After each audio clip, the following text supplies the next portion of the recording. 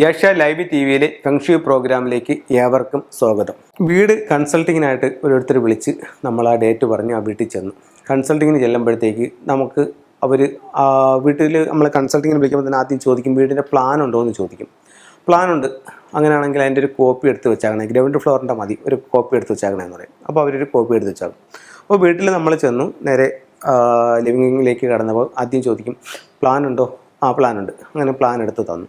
Plan എടുത്ത് തരുമ്പോഴത്തേക്ക് പ്ലാനിൽ നമ്മൾ ജസ്റ്റ് ഒന്ന് നോക്കും, റൂമുകൾ എവിടെയൊക്കെയാണ്, ദിക്കുകൾ ഏതൊക്കെയാണ്, എന്നിട്ട് നമ്മൾ കോമ്പസും വയ്ക്കും, ഇത് കറക്റ്റാണോ എന്നുള്ളത് നോക്കി മനസ്സിലാകും. അപ്പോൾ നോക്കുമ്പോഴത്തേക്കുള്ള നല്ല പ്ലാൻ, വാസ്തു കറക്റ്റാക്കി ചെയ്തിട്ടുണ്ട്. എന്നിട്ട് നമ്മൾ ഓരോ ഈ പ്ലാനും ആയിട്ട് ഓരോ റൂമുകളിലേക്കും കയറും. അപ്പോൾ ഇന്ന സ്ഥലത്ത് അടുക്കള, അടുത്തത് ബെഡ്റൂം, അടുത്തത് ഇങ്ങനെ ഓരോന്നോരോന്ന് ചെയ്യും. ഓരോന്ന് ചെയ്യുമ്പോൾ പല വീടുകളിലും പല തരത്തിലുള്ള വ്യത്യാസങ്ങൾ വന്നിട്ടുണ്ട്. ഇപ്പം ഒരു ഉദാഹരണമായിട്ട് നമ്മൾ കണ്ട പ്ലാൻ ഇങ്ങനെയാണ്. നല്ല ചതുരാകൃതിയിലുള്ളൊരു വീട്, തെക്ക്, വടക്ക്, പടിഞ്ഞാറ്, കിഴക്ക്. തെക്ക് പടിഞ്ഞാറ് കന്നിമൂല, വടക്ക് പടിഞ്ഞാറ് വായുകോണ്, വടക്ക് കിഴക്ക് ഈശാനകോണ്, തെക്ക് കിഴക്ക് അഗ്നികോണ്. അപ്പോൾ ഇങ്ങനെ വീടിരിക്കുന്നത്. ഇനി നമ്മൾ വീട് നോക്കിയപ്പോഴത്തേക്കുള്ള നന്നായിട്ടുണ്ട്. തെക്ക് വശത്ത് ഒരു കിച്ചൺ പണിഞ്ഞിരിക്കുന്നു, തെക്ക് വശത്തൊരു ടോയ്ലറ്റ് പണിഞ്ഞിരിക്കുന്നു, തെക്ക് പടിഞ്ഞാറ് മാസ്റ്റർ ബെഡ്റൂം പണിഞ്ഞിരിക്കുന്നു, വടക്ക് പടിഞ്ഞാറ് വന്നിട്ട് അവിടെയും ഒരു ബെഡ്റൂം പണിഞ്ഞിരിക്കുന്നു, വടക്ക് കിഴക്ക് ഭാഗത്ത് ഒരു സിറ്റ് ഔട്ട് പണിഞ്ഞിരിക്കുന്നു, അതിൻ്റെ വടക്ക് കിഴക്ക് ഭാഗത്തുനിന്ന് ലിവിങ് റൂം. ഇങ്ങനെയാണ് നമുക്ക് കിട്ടിയ പ്ലാനിലിരിക്കുന്നത്. നമ്മൾ പ്ലാൻ നോക്കി ചെന്നപ്പോഴത്തേക്ക് എന്താ സംഭവിച്ചിരിക്കുന്നത്? ഇവിടെ നിന്ന് ഒരു വർക്ക് ഏരിയ ഇങ്ങനെ പിടിച്ചിട്ടുണ്ട്, വർക്ക് ഏരിയ ഇങ്ങനെ ചെയ്തിട്ടുണ്ട്. അപ്പോൾ ചോദിച്ചു, നിങ്ങളുടെ ഈ പ്ലാനിൽ ഈ വർക്ക് ഏരിയ ഇല്ലല്ലോ. അത് സാറേ വീട് വെച്ചപ്പോഴത്തേക്ക് നമുക്കൊരു ആവശ്യം വന്ന്, അല്ലെങ്കിൽ ഒരു അടുക്കള ചെറുതായെന്ന് പലരും വന്ന് പറഞ്ഞു, അപ്പോൾ അങ്ങനെ നമ്മൾ പുറത്തോട്ട് ഇറക്കി. അത് വാസ്തു തെറ്റിയില്ലേ? ഇല്ല സാറേ, വാസ്തു തെറ്റിയിട്ടില്ല. അത് നമ്മളൊരാളുടെ അടുത്ത് ചോദിച്ചപ്പോൾ പുള്ളി പറഞ്ഞു ഈ ബേസ്മെൻറ്റിൽ നിന്നും ഒരു അല്പം താഴ്ത്തി ഇത് വെച്ചാൽ മതി, അതിനെ ബാധിക്കില്ല, കുഴപ്പമില്ല എന്ന് പറഞ്ഞു. അങ്ങനെ ചെയ്തിട്ടുണ്ട്.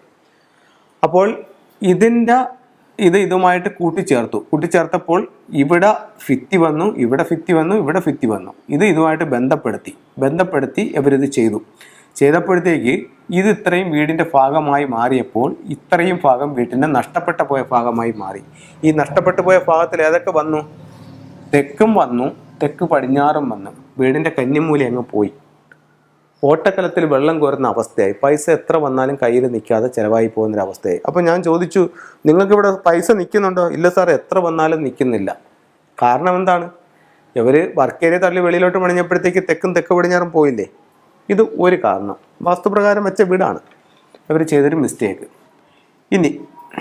ഇനി ഇവിടെ ഞാൻ വേറൊരു കാര്യം പറയാം. നിങ്ങൾക്ക് ഇങ്ങനൊരു സാഹചര്യം വന്നപ്പോൾ നിങ്ങൾക്ക് ഇവിടെ ഒരു വർക്ക് ഏരിയ കൂടിയേ തീരും എന്നൊരു ആവശ്യമുണ്ട്. അങ്ങനെയാണെങ്കിൽ നിങ്ങൾക്ക് ഇവിടെ ചെയ്യാൻ പറ്റുന്നൊരു പരിപാടിയുണ്ട്. വീടുമായിട്ട് ബന്ധപ്പെടുത്താതെ ഈ ഭിത്തി ഇങ്ങനെ വീട്ടിലായിട്ട് യാതൊരു ബന്ധവും പാടില്ല. റൂഫും ചെന്ന് മുട്ടാൻ പാടില്ല, ബേസ്മെൻറ്റ് മുട്ടാൻ പാടില്ല. ഇത്തരത്തിലൊരു വർക്ക് ഏരിയ വേണമെങ്കിൽ ഇവിടെ പണിയാം. അപ്പോൾ അത് വീടുമായിട്ട് ബന്ധമില്ല. എന്നിട്ട് അതിനകത്ത് ഇവിടെ സ്റ്റൗവൊക്കെ വെച്ച്, ഇവിടെ സിങ്കൊക്കെ വെച്ച്, ഇവിടെ നിന്നൊരു ഡോറൊക്കെ കൊടുത്തുകൊണ്ട് നിങ്ങൾക്ക് വേണമെങ്കിൽ പണിയാം. വീടുമായിട്ട് യാതൊരു ബന്ധവുമില്ല. എന്നാൽ ഇവിടെ നിന്ന് മഴ നനയാതെ അപ്പുറത്ത് പോകുന്ന രീതിയിൽ ഇതിൻ്റെ ഷീറ്റ് ഇങ്ങോട്ട് ഇറക്കിയിടുകയോ അല്ലെങ്കിൽ ഇതിങ്ങോട്ട് കയറ്റി വെക്കുകയോ ചെയ്യാം. പക്ഷേ വീട്ടിൽ ടച്ച് ചെയ്യാൻ പാടില്ല. ഇങ്ങനെ വേണമെങ്കിൽ നിങ്ങൾക്ക് ചെയ്യാം. അടുത്ത ഒരു ഇതിലേക്ക് നമ്മൾ പോവുകയാണ്.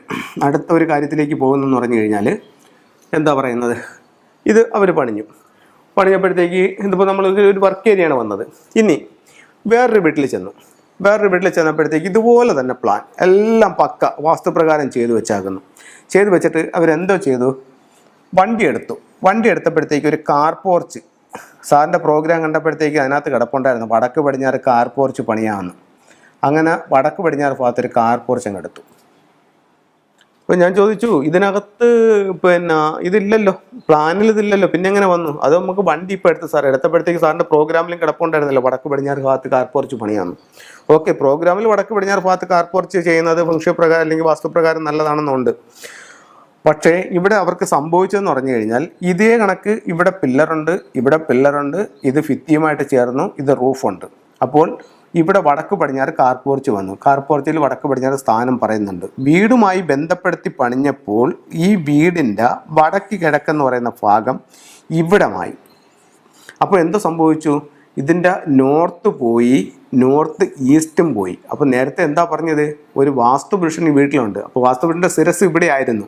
ഇവരിത് ഇത്രയും പുതുക്കി പണിഞ്ഞപ്പോൾ അതിൻ്റെ സൈസ് അനുസരിച്ചിട്ട് അതിൻ്റെ ഷേപ്പ് മാറി. ശിരസ് ഈ ഭാഗത്തേക്ക് വന്നു. അപ്പോൾ ഇവിടെ നഷ്ടപ്പെട്ടു പോയി. ഈ വീടിൻ്റെ അഭിവൃദ്ധി അതോടെ നഷ്ടപ്പെട്ടു പോയി. നേരത്തെ പറഞ്ഞതുപോലെ ഇവിടെ നിങ്ങൾക്ക് കാർപോർച്ച് പണിയാം, വടക്ക് പടിഞ്ഞാറ് പണിയാമെന്ന് പറഞ്ഞിട്ടുണ്ട്. ഒരു ദോഷവുമില്ല, കാർപോർച്ച് പണിയാം. പക്ഷേ വീടുമായിട്ട് ബന്ധപ്പെടുത്താൻ പാടില്ല. അത് സ്വതന്ത്രമായിട്ട് ചെയ്യുക. ഇങ്ങനെ നിർത്തി നിങ്ങൾക്ക് ഇവിടെ ഒരു കാർ പോർച്ച് പണിയാം. അടുത്തൊരു വീട്ടിൽ ചെന്നപ്പോഴത്തേക്ക് അവിടെയും ഇതുപോലെ തന്നെ വീട് പണിഞ്ഞു. ഇത് ടോയ്ലറ്റാണ് കേട്ടോ. വീട് പണിഞ്ഞ് അവരിങ്ങനെ താമസമാക്കിക്കൊണ്ടിരിക്കുകയാണ്. വാസ്തുപ്രകാരം പക്കയാണ്, കാര്യങ്ങളെല്ലാം ഓക്കെയൊക്കെ ചെയ്തിട്ടുണ്ട്. അങ്ങനെ വീടിൻ്റെ ഓരോ ദിക്കുകളും ഇറങ്ങിച്ചെന്ന് നോക്കിയപ്പോൾ ഈ ഭാഗത്ത് ഒരു ടോയ്ലറ്റ് പണിഞ്ഞേക്കുന്നു. ഇവിടെ ഇതെന്താ ഇവിടെ ഒരു ടോയ്ലറ്റ് പണിഞ്ഞത്? അത് കുട്ടികളൊക്കെ വലുതായി സാറേ, അപ്പോഴത്തേക്ക് അവർക്ക് പുറത്തിറങ്ങാതെ ബെഡ്റൂമിൽ നിന്ന് കയറത്തക്ക രീതിയിലൊരു ടോയ്ലറ്റ് അവിടെ പണിഞ്ഞതാണ്. അപ്പോൾ ഇവിടെ പണിയുമ്പോൾ വന്ന പ്രശ്നമെന്ന് പറഞ്ഞു കഴിഞ്ഞാൽ, ഇവിടെ നേരത്തെ നമ്മൾ പറഞ്ഞതുപോലെ തെക്ക് പടിഞ്ഞാറ് ഭാഗം മിസ്സിങ് ആയി. തെക്കും പോയി പടിഞ്ഞാറും പോയി. ഇതിൻ്റെ കന്നിമൂല എന്ന് പറയുന്നത് ഇപ്പോൾ ഇവിടെയായി. അപ്പം ആ കന്നിമൂല അവിടെയും നഷ്ടപ്പെട്ടു പോയി. മാത്രവുമല്ല വടക്ക് പടിഞ്ഞാറ് മൂലയിൽ ടോയ്ലറ്റ് വന്നു. ഗൃഹനാഥൻ ക്ഷയിക്കാൻ തുടങ്ങി. ഇതെല്ലാം എൻ്റെ അഭിപ്രായമല്ല, വാസ്തുപ്രകാരം അല്ലെങ്കിൽ ഫെങ്ഷു പ്രകാരമുള്ള കാര്യങ്ങൾ നിങ്ങളുമായിട്ട് ഷെയർ ചെയ്യുന്നതാണ്. നിങ്ങളുടെയോ നിങ്ങളുടെ മറ്റുള്ളവരുടെയോ അനുഭവത്തിൽ നിങ്ങൾക്ക് നോക്കി ശരിയോ തെറ്റോ എന്നുള്ളത് വിലയിരുത്താവുന്നതാണ്. ഓക്കെ, അപ്പോൾ ഇവിടെ ഇങ്ങനെ വന്നു. അപ്പോൾ ഇവിടെ ഇങ്ങനെ ടോയ്ലറ്റ് പണിഞ്ഞപ്പോൾ ഇങ്ങനെയുള്ള ബുദ്ധിമുട്ട് വന്നു. ഇപ്പം നമ്മൾ വാസ്തുപ്രകാരം വീട് വെച്ചിട്ട് നമ്മൾ ഓരോ ദിക്കിലും എന്തെങ്കിലും ചെയ്യുമ്പോൾ ഉണ്ടാകുന്ന ബുദ്ധിമുട്ടുകൾ എന്താണെന്ന് നിങ്ങൾക്ക് മനസ്സിലായി കാണുമെന്ന് പ്രതീക്ഷിക്കുന്നു. അടുത്തത്, ഇവിടെ ഇങ്ങനെയാണെങ്കിൽ അവർക്ക് ഇത് എന്തോ ചെയ്യാമായിരുന്നു? ഇവർക്കിവിടെ ഒരു ടോയ്ലറ്റ് വേണമെന്നുണ്ടായിരുന്നെങ്കിൽ ഇതിൻ്റെ നേരെ സൂത്രം, അതായത് കിഴക്ക് പടിഞ്ഞാറ് പോകുന്ന സൂത്രം വിട്ടിട്ട് ഇതുമായിട്ട് ബന്ധപ്പെടുത്താതെ ഇവിടെ ഇവർക്ക് വേണമെങ്കിൽ ഒരു ടോയ്ലറ്റ് ഇതിന് അറ്റാച്ച്ഡായിട്ട് പണിയാമായിരുന്നു. ഇതിൻ്റെ ഷേപ്പിൽ നിന്ന് പുറത്തിറങ്ങിയതാണ് വിഷയമായത്. അപ്പോൾ ചോദിക്കും, പടിഞ്ഞാറ് ഒരു സൗഭാഗ്യമില്ലേ എന്ന് ചോദിക്കും. ഉണ്ട്, പടിഞ്ഞാറ് ഒരു സൗഭാഗ്യമുണ്ട്. കുട്ടികളുടെ കലാപരമായിട്ടുള്ള വാസനകളെ, കഴിവുകളാണ് പടിഞ്ഞാറിൻ്റെ സൗഭാഗ്യമായിട്ട് പറയുന്നത്. അത് എല്ലാ വീടുകളിലും അത് ആവശ്യം ഉണ്ട് എന്നിരിക്കില്ല. കാരണം എല്ലാ കുട്ടികൾക്കും അങ്ങനെയുള്ള കഴിവുള്ള കുട്ടികളല്ല. അങ്ങനെ ഉള്ള കഴിവുള്ള കുട്ടികളുള്ള വീടാണെങ്കിൽ അതിൻ്റെ പരിഹാരം ഫംഗ്ഷൻ പ്രകാരം ചെയ്തു കൊടുത്താൽ മതി. കാരണം തെക്കും പടിഞ്ഞാറും നമ്മൾ ടോയ്ലറ്റുകൾ പണിയുന്നുണ്ട്. അതിൽ വലിയ ചെറിയ കാര്യങ്ങളെ വരുന്നുള്ളൂ. അതേസമയം ഈ മൂലകളിലേക്ക് പോകുമ്പോഴാണ് അത് വലിയ പ്രശ്നങ്ങളായിട്ട് മാറുന്നത്. ഓക്കെ, അപ്പം ഇത്തരത്തിൽ നമ്മൾ വാസ്തുപ്രകാരം വീട് വയ്ക്കുമ്പോൾ വളരെ കറക്റ്റ് ചെയ്യണം. ചില ടൂളുകളിലേക്ക് നമുക്ക് പോകാം. ഒരു വീടിനെ സംബന്ധിച്ചിടത്തോളം ഇപ്പോൾ ഒരാൾ വിളിച്ചിട്ട് ചോദിക്കുന്നു, സാറേ എനിക്ക് ഫെങ്ഷുയുടെ ടൂളുകളൊക്കെ സാറ് ഇതിനകത്ത് പറഞ്ഞു പരിചയപ്പെടുത്തി, അപ്പോൾ എനിക്കൊരു ടൂൾ വെക്കണമെന്നുണ്ട്. അപ്പോൾ സാറ് ഒരുപാട് ടൂളുകൾ പറഞ്ഞല്ലോ, ഞാനതിൽ ആദ്യമായിട്ടൊരു ടൂൾ വെക്കണമെങ്കിൽ ഏത് വെക്കട്ടെ സാറേ?